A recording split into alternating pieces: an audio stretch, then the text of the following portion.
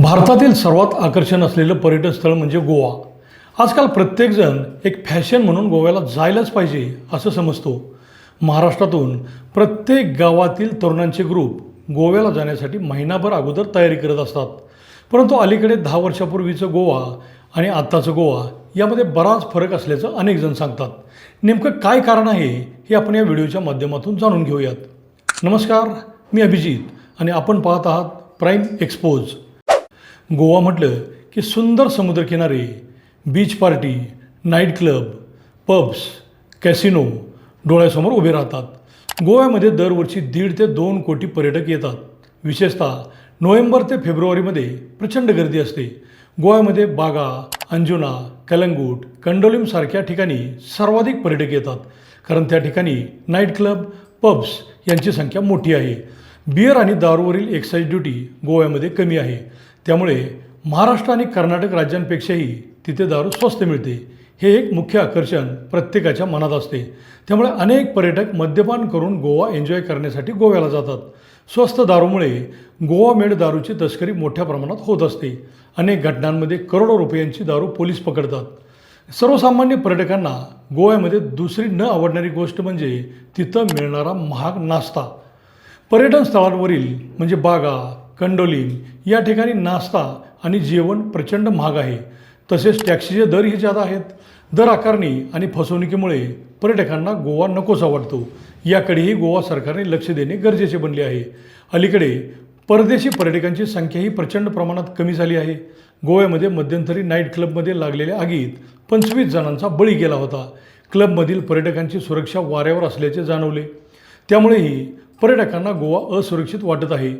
गोवा सरकारने यासाठी कडक नियमावली बनवणे गरजेचे आहे। रात्रीच्या पार्ट्या आणि मद्यपान याचे प्रमाण वाढल्यामुळे काही भागात पर्यटकांचे बेशिस्त वर्तन आणि कायदा सुव्यवस्थेचा प्रश्न धोक्यात आल्यामुळे गोवा असुरक्षित वाटत आहे।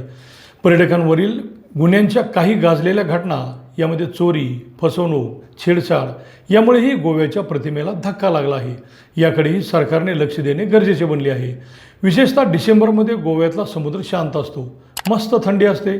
ख्रिसमस आणि न्यू इयर साजरा करण्यासाठी गोव्यात प्रचंड गर्दी होते, त्यावेळी नाईट क्लब, पबमध्ये जंगी पार्टीचे आयोजन असते। परंतु पर्यटकांचा विश्वास टिकवणे ही सामूहिक जबाबदारी बनली आहे, त्यामुळे याकडेही गोवा सरकारने लक्ष दिले तर गोव्याचे पर्यटन प्रचंड प्रमाणात वाढेल। कारण पर्यटक आले तरच गोव्यातील अनेक हातांना काम मिळणार आहे, रोजगार उपलब्ध होणार आहे। कायद्याच्या चौकटीत राहून सरकारने बेधुंद होऊन दंगा करणाऱ्या पर्यटकांवर कंट्रोल ठेवणे गरजेचे बनले आहे।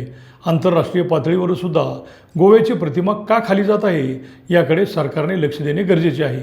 बाहेरील पर्यटकांपेक्षा देशातील पर्यटकांची संख्या इथे जास्त असलेली पाहायला मिळते। त्या सर्वसामान्य पर्यटकांना लागणारा नाश्ता, जेवण, हॉटेल्समधील दरही आवाक्यात ठेवणे महत्त्वाचे आहे। अनेक बीचवर पर्यटक हुल्लडबाजी करतात, स्थानिकांशी त्यांची अनेकदा जोरदार भांडणंही झाली आहेत, त्यावर सरकारने कंट्रोल ठेवणे गरजेचे बनले आहे। गोवा म्हणजे स्वस्त दारू पिण्याचे ठिकाण ही प्रतिमा पर्यटकांच्या मनातून काढायची असेल तर मद्यपानासाठी कडक नियम बनवणे गरजेचे आहे। अनेक पर्यटकांना गोव्यामध्ये एजंटगिरीचा मनस्ताप सहन करावा लागत आहे। एखादी रूम बुक केली की दाखवायची एक आणि प्रत्यक्षात द्यायची दुसरी, त्यामुळे पर्यटकांना प्रचंड मनस्तापही होत आहे।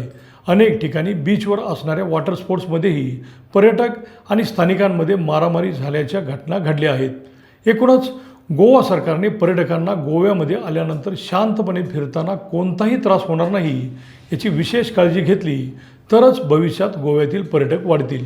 तुम्हाला याबद्दल काय वाटते ते कमेंटमध्ये लिहा आणि प्राईम एक्सपोज चॅनलला सबस्क्राईब करा।